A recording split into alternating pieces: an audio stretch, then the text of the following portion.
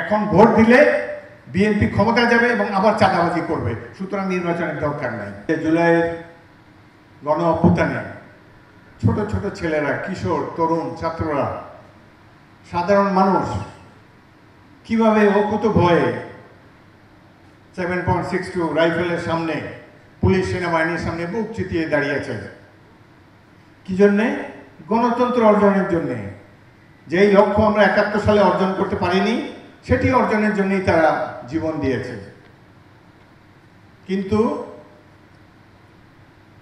যাদেরকে সেই সময় দেখা যায় নাই, যারা একটা শব্দ উচ্চারণ করে নাই ফ্যাসিস্ট শাসনের বিরুদ্ধে, তারাই এখন পাদপ্রদীপের আলোয় উদ্ভাসিত। তারাই জাতিকে নানা সবক দিচ্ছেন। ভাই, ওই সময় কোথায় ছিলেন 16 বছর আপনারা? এই যে গণ আন্দোলন রূপ লাভ করেছে, এর পটভূমি নির্মাণ করেছে আমাদের দল, জাতীয়তাবাদী দল বিএনপি। আমাদের হাজার হাজার যুবক তাদের রক্তে রঞ্জিত হয়েছে রাজপথ, হাজার হাজার মানুষ গুম হয়েছে, নিহত হয়েছে। তখনও কেউ সরকার পতনের কথা বলে নেই, আমরাই শুরু করেছিলাম। অবশেষে কোটা আন্দোলনের, চাকরির নিশ্চয়তার জন্য কোটা আন্দোলন, সেটাই ধীরে ধীরে এক দফার আন্দোলনে পরিণত হয়েছে। ছাত্ররা শুরু করেছিল, যোগ দিয়েছে দেশের মানুষ। আমি যে অঞ্চলের জনপ্রতিনিধি, আমি 2টি থানার সংসদ সদস্য ছিলাম, লালমোহন এবং তজুমুদ্দিন। 12 জন ব্যক্তি প্রাণ দিয়েছে এই জুলাই অভ্যুত্থানে, জুলাই গণ আন্দোলনে। একজনও ছাত্র না। কৃষক, মুদি দোকানদার, তরকারিওয়ালা, ভ্যান গাড়ি চালক, রিক্সা চালক, এই অবাক হয়ে ভাবি এই 12 জন এরা কিভাবে জীবন দিল, এদের চেতনা কোত্থেকে এলো। কিন্তু দেখেন, দেশের সাধারণ মানুষ, গ্রামে গঞ্জে খেটে খাওয়া মানুষ, শহরে বন্দরে যাদেরকে আমরা কিছুই মনে করি না, তারা কিভাবে দেশের ক্রান্তিকালে এসে জনগণের স্বার্থ উদ্ধারের জন্য জীবন দিয়ে যায় এবং পরবর্তীকালে আবার সেই তিমিরে ফিরে যায়, তাদের কথা কেউ মনে রাখে না। এদের মনে অনেক দুঃখ। তাদেরকে কে স্মরণ করবে? কারণ অতীতের উদাহরণে দেখা যায় যে যারা জীবন দেয়, জনগণের হয়ে লড়াই করে, পরবর্তীকালে তারা নন্দিত হন না।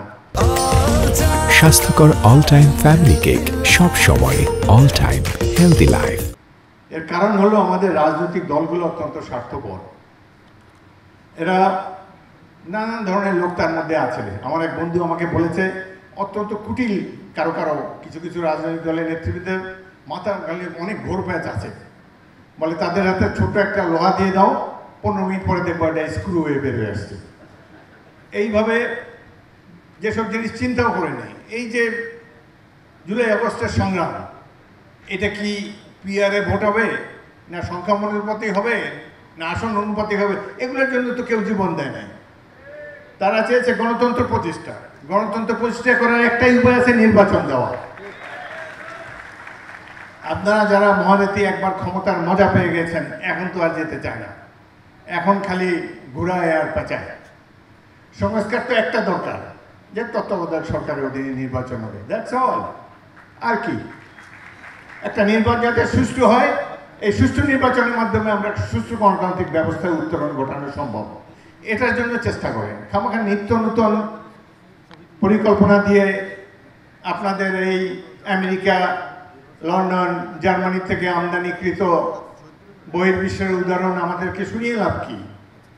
আমাদের সাধারণ মানুষ চায় যে তাদের নেতা হিসাবে তারা বেছে নেবেন এমন এক ব্যক্তিকে যাকে তারা চেনেন, যিনি অতীত দিনে তাদের সুখে দুঃখে পাশে ছিলেন, যার সম্পর্কে তাদের অভিজ্ঞতা আছে যে দুর্দিনে তাকে পাশে পাবেন। কিন্তু অজানা অচেনা একটা মার্কায় ভোট দিয়ে আমরা কিভাবে সেটা অর্জন করব? দেখা যাবে ভোলায় যে সংসদ সদস্য, তার বাড়ি হলো কুড়িগ্রামে, ময়মনসিংহে। কারণ এই যে যেটি তারা চাচ্ছেন,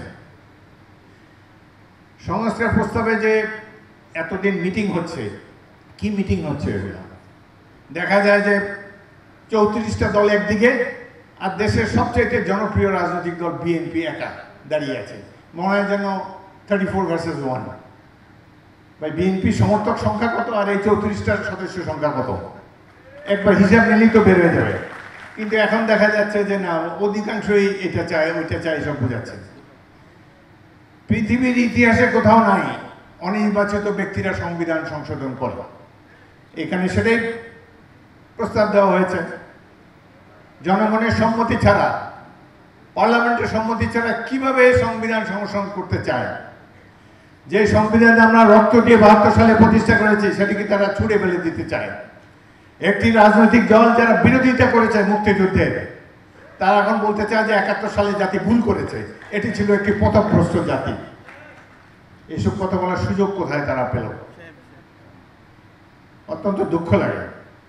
যুদ্ধে আহত হয়েছিলাম, তরুণ ছিলাম বয়সে, কত স্বপ্ন ছিল, সেই স্বপ্নকে আওয়ামী লীগ বাস্তবায়ন হতে দেয় নাই।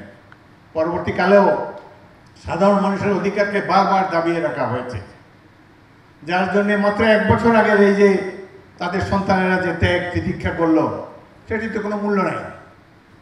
এটা কৃতিত্ব অন্যরা হাইজ্যাক করার চেষ্টা করছে। আমি তো বললাম আমার এলাকায় কারা জীবন দিয়েছে, ঢাকা বিশ্ববিদ্যালয়ে একজন ছাত্র শহীদ হয় নাই। কিন্তু দেখা গেল যে সাধারণ মানুষ কিছুই না, সাধারণ মানুষ যে ভোট দিতে পারে না এই 17 বছর, এটা কোনো বিবেচ্য বিষয় না। অদ্ভুত এক যুক্তি তারা হাজির করে, এখন ভোট দিলে বিএনপি ক্ষমতায় যাবে এবং আবার চাঁদাবাজি করবে, সুতরাং নির্বাচনের দরকার নাই। এই 34টা রাজনৈতিক দলই কথা বলছে।